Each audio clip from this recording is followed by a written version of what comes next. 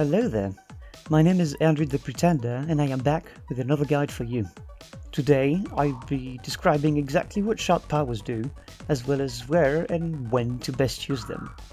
I'm also working on frame data tests for shard powers, the results of which I'll be sending to Joker to add to his collection, meaning I won't give you a lot of numbers in this video, only approximations. First, I want to thank Menelcar, who helped me record my batches of footage. My boy did a wonderful job. There are 11 powers in game, each with their own strengths, weaknesses and shard costs. But Eldrid, you war god amongst men. What are shards? I hear you ask. Shards are a resource you receive after attacking and defending, and that you spend on powers, much like, say, mana in a typical RPG. To be more specific, you can hold a maximum of 5 shards once you reach level 60. You fill them up by attacking, using your combat style successfully, and by taking damage. The last two being the fastest ways to refill your shards when they are depleted. The speed at which you refill your shards directly depends on the shard refill stat. Check it out in meditation. You can boost this stat by increasing your will with attribute points. Keep in mind, this attribute soft caps around 1.99x. There are 3 ways to optimally spend points into will.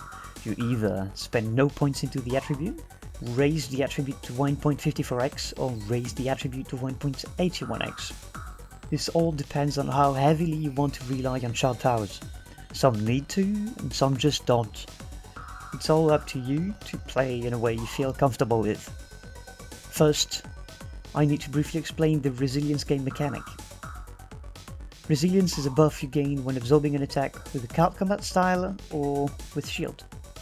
This buff lets you ignore the hit stun from one level of attack. There are 3 levels of resilience and 3 levels of attack. Level 1 resilience, yellow, ignores light attacks hit stun.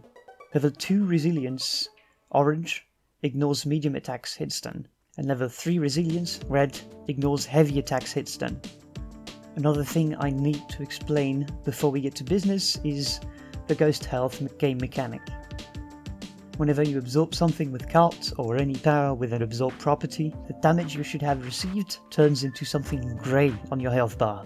This health will slowly regenerate over time, and the process can be sped up by dealing damage to your opponent. However, if you take any damage, the ghost health that didn't regenerate yet will disappear on top of the damage you just received. As a side note, since cult can absorb at will, they essentially have a double-edged healing tool. Let's get to the main course, shall we? Heal is probably the power I've seen most in combat trials and for Curse. A fair bit of healing is always nice. This power costs 2 shots, is fairly slow to cast, about 1 second, and will give you around 100 ghost health, as well as life leech for about 10 seconds. However, if you take any damage, the buff will disappear as well as any remaining ghost health. Heal works well with any style and works best with anything that can inflict cut damage, weapons and sharp impact.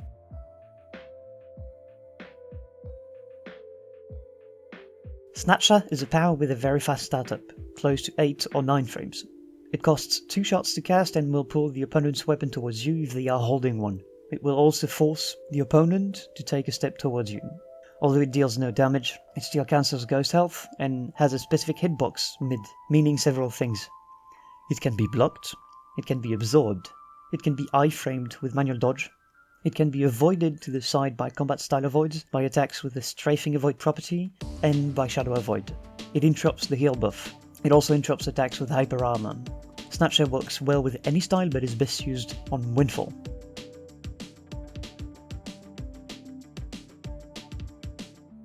Earthquake is a power with a fast startup and costs 2 shots to cast. On hit, it deals a small amount of damage and allows you to confirm up to 12 or 13 frames. EQ has an absorb property and interrupts charge attacks. It will receive stamina on successful absorb.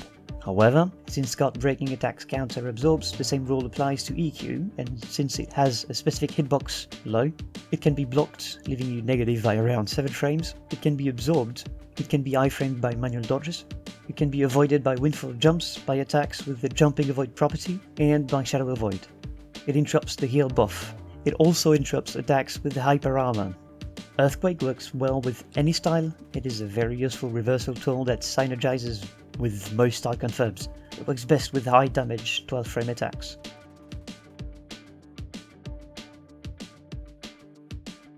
Shockwave is a power with a fast startup. It costs 2 shots to cast and will push the opponent away, giving you a significant amount of stamina and dealing a small amount of damage on hit, leaving them open for 24 frames. But since the only heavy attack with enough range to hit them afterwards is Horse Kick, a 23 framer, we usually say it confirms 23.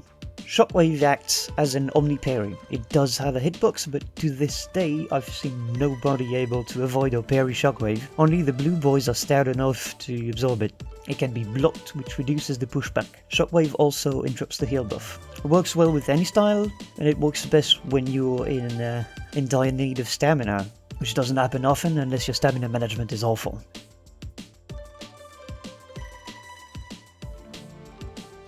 Exhaust is a power with a fast startup. It costs 3 shots to cast, and inflicts a debuff in an area of effect centered on yourself, decreasing stamina regeneration and increasing all stamina costs for the opponent twofold for 4 seconds.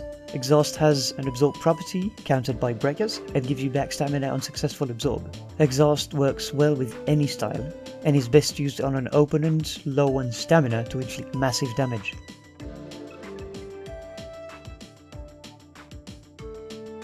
Silence is a power with a slow startup, a tad more than 1 second, and costs 3 shots to cast.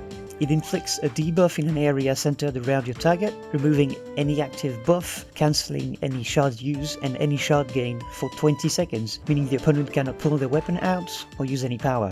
Silence is a situational tool. Every power has a counter, but not having to worry about countering them for 20 seconds can lift a weight from your shoulders depending on your matchup.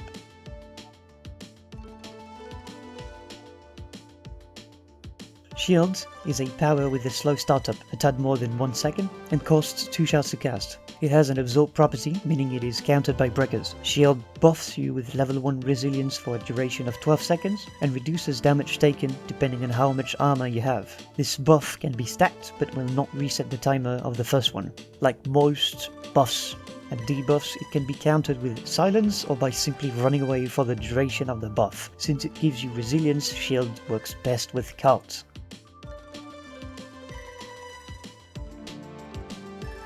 Unbreakable is a power with a slow startup, about 1 second, and costs 3 shots to cast. It buffs you with level 3 resilience for 5 seconds, making you immune to hit stun from heavy attacks, take 25% less damage, nullifies stamina damage on block, and makes all weapons take 8 times the durability damage. Since you cannot take hit stun while buffed, Metal Mario is heavily countered by Shadow Avoid. It works well with any style.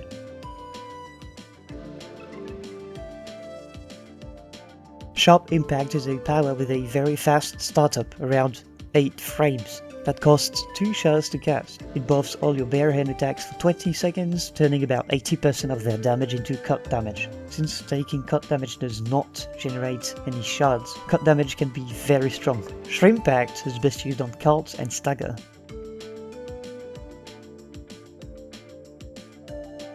Gravity is an attack with a slow startup, a tad less than 1 second, that costs 2 shots to cast. It deals a small amount of damage on hit and has a specific hitbox, mid, which means it can be blocked, it can be absorbed, it can be iframed with manual dodges, it can be avoided to the side with combat style avoids, by attacks with the strafing avoid property, and by shadow avoid. It interrupts the heal buff and also interrupts attacks with hyper armor. Gravity applies a debuff on your opponent regardless of if they blocked it or not. This debuff increases their weight category to heavy plus for a duration of 6 seconds, with all it entails. Slower stamina regeneration, slower movement speed, increased fall damage, inability to call link out of manual dodge, and reduced manual dodge range. Gravity is relatively weak compared to the other powers, mainly because of its long startup, paired with the actual usefulness of the debuff, not much. It works well with any style and is best used as a killing move.